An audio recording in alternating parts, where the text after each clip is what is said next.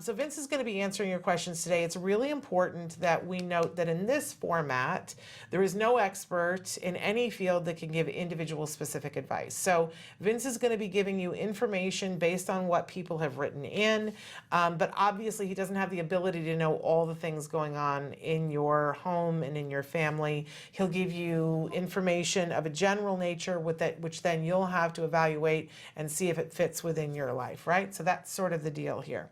But Vince, I'm going to jump in here with the first question. So this viewer writes in and says, my son is on a keto diet for seizures. Now that it is the holiday season, I dread it. I used to love to go to holiday parties. I don't anymore. My son has grabbed food off of other people's plates and stuffed it in his mouth. It's not only rude and embarrassing, but it also puts him at risk for seizures. It is a parenting nightmare. I never know how to react and have been known to just freeze. Every year we get fewer invitations. What do I do? Just leave him at home, scold him in front of everyone, jam my fingers into his throat and make him spit the food out? It's such a nightmare. There's a lot there, Vince. Where do you want to start? many different parts of that. I mean, let's start with the preparing, or behavioral preparing, right? They need to be, that family, we need to be working on the behaviors of just grabbing things, impulse control, right? Being able to ask for things or be able to use an augmented communication device to ask or request certain things. So the first thing that jumped out to me was his behavioral control, being able to not just grab things from people's plates, right? Being able to ask for something. So that's something that needs to be worked on. That's something that significantly needs to be worked on, not only at home, but out in the community. Now, with that, we want to look at the next thing is the diet, right? Many of our families, many of our kids are on specific diets for different reasons. Some, keto diet for seizures, some are gluten, casein-free diets for food allergies, and so forth. My recommendation has always been to prepare for whatever party or environment you're going to go to. Make sure that you supply the food, snacks, and such a plentiful, right, for that evening or for that day or for that trip. What happens if we put that burden on the host or the restaurant or the community, that you're not going to get enough, you're not going to get exactly what you need, and also you're going to increase the probability that the child's going to want to grab other things. However, if we're able to prepare that environment, bring a lot of snacks, bring a lot of food for mealtime, so that the child has familiar foods, has safe foods for them, they're less likely to just start grabbing things because they're hungry. Right? Lots of snacks, lots of foods, lots of stuff that the child can eat, and going back to that behavioral control, being able to ask for. So looking at that question as two parts. One, making sure that the child is able to ask or demand for food when they're hungry, and then two, preparing that environment by us preparing and bringing that food so that they have enough food for meals, food for snacks, as well as food for maybe desserts and after meal snacks that other kids might get.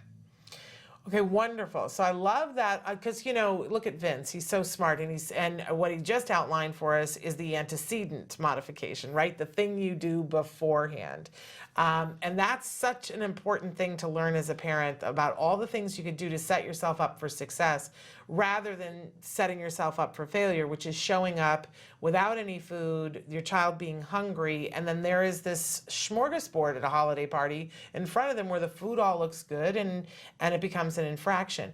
But what do we do, Vince, and I feel for this mom, because I've been there when this kind of thing happens, where now you've gotten there to the party and whatever preparation you did, and now a child takes something from another person's plate, and it's something that they actually should not have, and they're sticking it in their mouth. How would you recommend, I want to know as a hostess what to do, but for a parent, what do you do? I think the first thing is again, communication, right? Making sure that the host is well aware of the child's behaviors and potential possibilities that happen. So if something happens, nobody gets concerned, nobody immediately freaks out, nobody, they understand that this is something that's due to the child's special needs. Now, there's a couple things based on that question is in regards to safety. If the child is in great risk of eating foods that they cannot have, right? They might go in, it might have an anaphylactic shock, or they might have seizures. Then those foods, we want to make sure, if at all possible, aren't there for the child to have, and or they're put in a location that the child can't immediately reach, right? So people eating at a table, people eating on a counter rather than sitting down low on a couch or on TV trays, those types of things. Could be, something that can be prepared and talked about early, not at the, not the day of the social event, right? That puts a lot of pressure on the host. However, if this is something that's prepared by the host and the family prior to the actual event, then it'd actually be a lot easier to make sure that happens. Now, most of the food allergies that that the children have, or items that they eat that aren't in their diet, aren't life-threatening. So it's not something that has to jump out and get out of their mouth or immediately call 911 for services. So when that happens, my suggestion is, have the child, if possible, apologize for grabbing the foods, and then ask appropriately for the food from the caregiver, and then the caregiver can replace the food with appropriate food at that time. But I do think that the child at that point, and if the child doesn't have the ability to apologize, the parent can can very easily apologize for that, and let them know that he's still learning how to ask for food, and we're going to go ahead and continue to work on that. It's and thank you for all of that, Vince. That's such great advice. But I'm just having a flashback to years ago. I took my son, we were covering an event that was a gluten-free expo. And we were excited to go to it, and they had all these samples. And, because my household is gluten-free, I have a wheat intolerance, and my son is on the gluten-free diet, but we're also on the casein-free diet. And then we both have food allergies that are separate from that. And even I have trouble keeping it all straight, right? So how could anybody else? But I remember that we were at a place and they had desserts. And, first question out of both of our mouths is, obviously it's gluten-free because you're at a gluten-free expo. Yes. And is it dairy-free, right? Because you're never sure at a gluten-free expo. Yes, it's dairy-free. So we start popping these things into our mouth. And I said, oh, well, this is great. What's in it?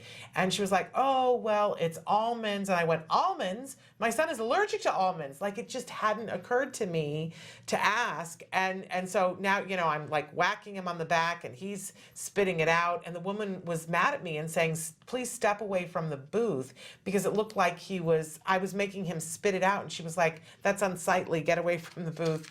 And I was like, well, how about you, it's this, or we call the ambulance, lady. And so she was not happy with me at all. It was one of those moments that lives in infamy. But hopefully we're not doing that at a holiday party. And if there is something, I know as a hostess, if somebody tells me that someone's coming who has a peanut allergy, for instance, I try to make sure that we don't have anything peanut on the menu, and that we don't have anything peanut in the house for like a month beforehand, because that's life and death, right?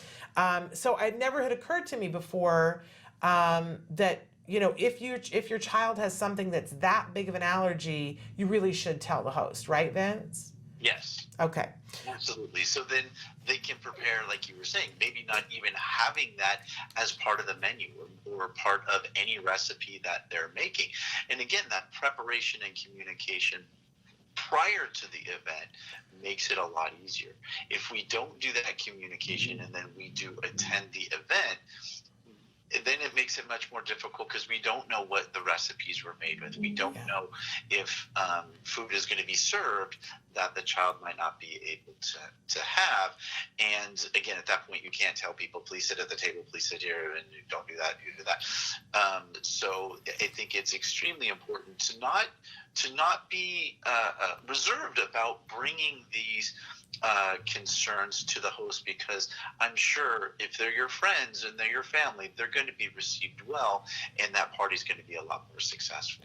Now, Vince, one of the things that I'm really a big proponent of in the holiday season is telling parents. A lot of times parents cancel and don't go to parties and don't go to things because of these and other issues. And I know that it's really hard. I know firsthand, you go to a holiday party and there's a certain amount of socialization you're supposed to do as an adult, but you also need to stay on your kid and make sure that they're not, grabbing food and stuffing things into their mouth. Because there's a couple of seconds there where if they went to grab something, if you were on them, you could block and stop and prevent it from getting in the mouth. What I would recommend for this parent is to talk to their ABA team about the potential for a therapist to go to at least one of these parties. Maybe there's an afternoon party that they can go to where the therapist could be there and work with the child about inhibiting that behavior like you were talking about. And then the parent gets to not only see it and see how it works and that it can work, but they also get a 3-second break to be able to be social at a party too. What do you think about that? Absolutely, that's a great suggestion. If therapists are available and the family is up for having them be a part of that event, that is a fantastic natural occurring environment for the child to be able to practice the skills of asking for things, inhibiting their impulse control, being able to stay socially involved with the other kids, being able to use their language or their communication device to ask for things or to request different breaks, activities, and so forth. So if the family is in agreement with that, I think that is I know when I was a therapist back in the day, I went to many holiday parties. I went to probably more holiday parties than I can think of, probably more for work than personal. And it was a great opportunity to work with the kids on how to appropriately enjoy, how to appropriately respond and have a good time at these types of events while getting their needs met in an appropriate way. It was a really, really good time. Well, and I can tell you that as a parent with a kiddo on the spectrum, that there was a period of time in which I was like a hermit. I didn't go out because I didn't think that I could. And so my son wasn't going to birthday parties and I wasn't going to the grocery store, because it was just too hard. And my team said to me, you didn't come to us to just have us work with your child in your home, because back then that was all there was. There was no center base. They were like, you want your child to be in the world, which means we have to practice in the world. And it takes time and it takes planning to take a therapist. And sometimes the first time you try to work it out, that's not when the therapist is available, or there's you have to be like the finesse of an army general to make it all work out timing wise. But I know that you all can do it because you do it on a regular basis with everything else in your life. And the benefit of it is that your kiddo gets to go to the party. You get to enjoy the party. You get to learn how your kiddo can make it work at a party. The hostess sees that your child can be there at the party and is not having to, jam things into his mouth or spit them out. And there's not this kerfuffle of, taking things off of people's plates. They want to have your child there because they love your child and they love you. You don't continue doing it to every single party, but I'll tell you, you take a therapist to a party a couple of times, your child starts to know what the rules are and you know how to uphold them. It's a really good thing. Like it a lot. And just to finish that thought, we don't want to us as parents don't let our anxieties prevent us from using or being able to participate in that event.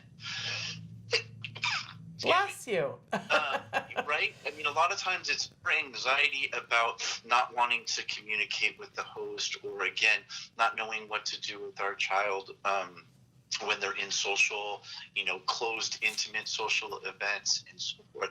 And that's actually where we want to, instead of being the hermit, being able to reach out to the host, talk about everything that we talked about, but as well as being okay okay with having a therapist go, so that everything that you said, you can observe, you can, and then the parents can also have a good time knowing that their child's having a good time, and they too are learning through this entire, entire event.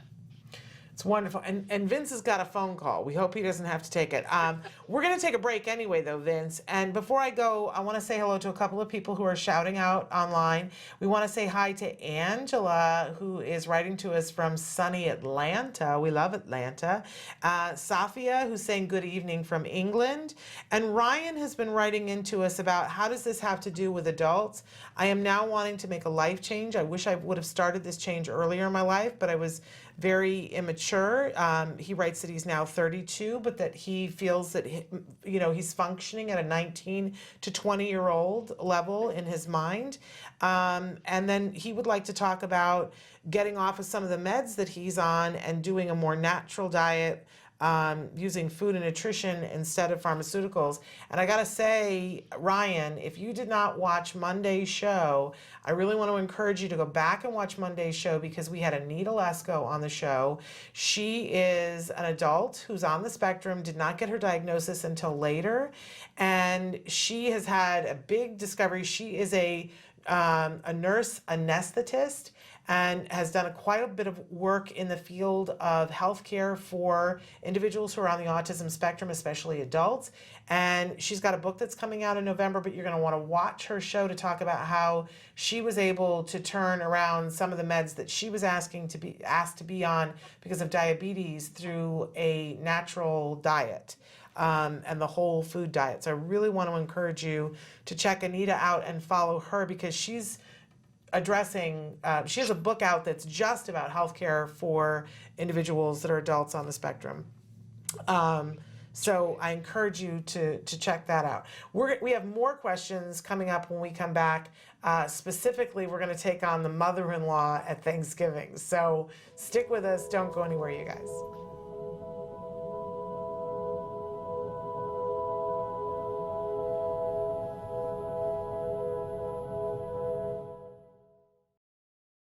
Hey, thanks for watching Autism Live. To subscribe, click here.